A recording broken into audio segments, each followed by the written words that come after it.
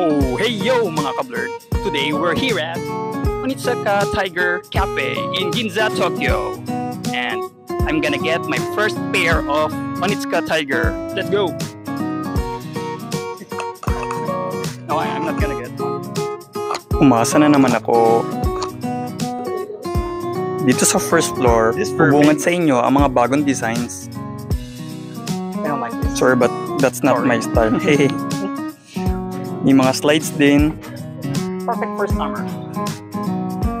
Camera girl reveal. How supportive she is. Aww. Price check. Here. Nasa 10K ata itong mga ganito. Ito ang cute pang madam. Ay, nahulog. Bayaran mo yan.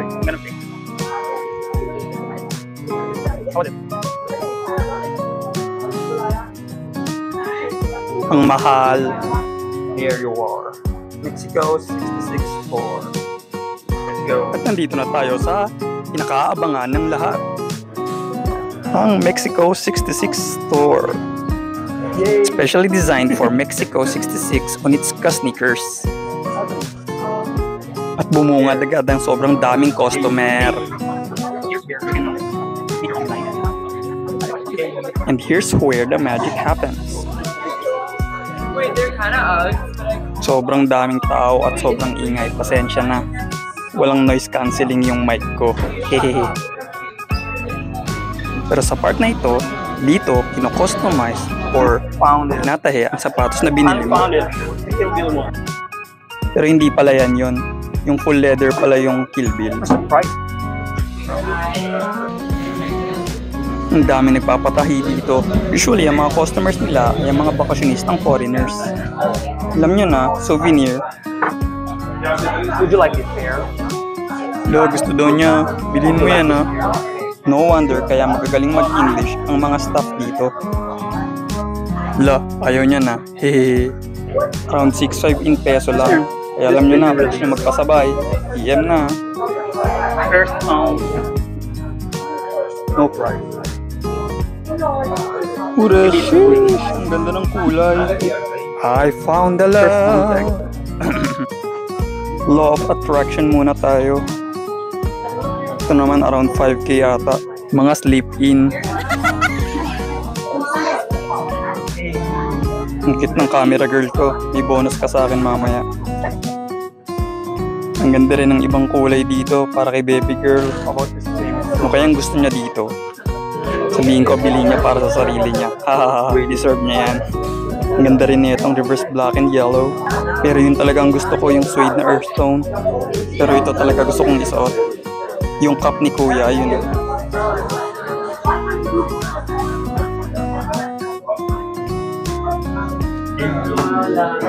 Nakailang ina ba ako sa video na to? Sino makakabilang bibigyan ko ng jacket? Ang bilis magkaubusan ng sapatos, wala na agad. Am I gonna have this today?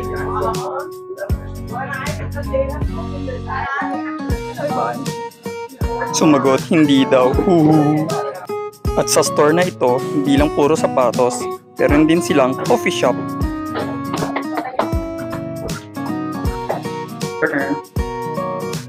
Walling ka dyan, girl. Dahil sobrang init ng panahong yan, isipan naming umorder ng iced coffee and kakigori or yung shaved ice.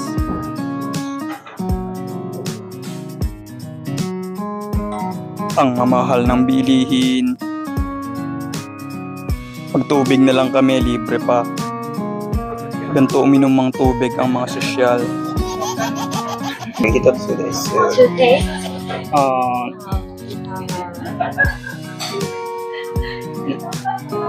Matcha or what's your recommendation? Matcha or what would you like? Matcha or strawberry?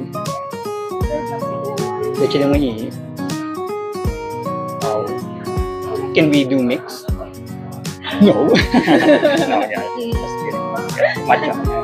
Matcha. Okay, matcha. Oh, latte, ice. Latte ice. Okay. Would you like sugar? Yes. Thank you.